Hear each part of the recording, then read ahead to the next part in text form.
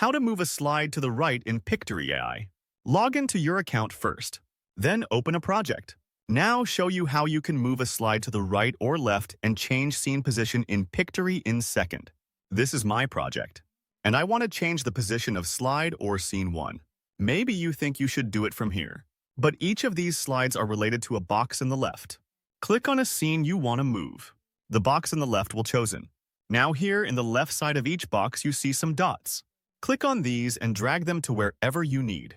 You can move a scene in Pictory to the right or left in this way easily. As you can see, I do it here for you, and the slide number 1 moved to the right and now it is shown as slide number 4. You can do it for any slide you want. In this channel, I show you how you can do anything with AI tools easily. Please like and subscribe if it was good for you. Thank you guys. And I have a good news for you. You can use the new coupon code for your Pictory account upgrade. Use this code and get 20% discount easily when you want to upgrade your account.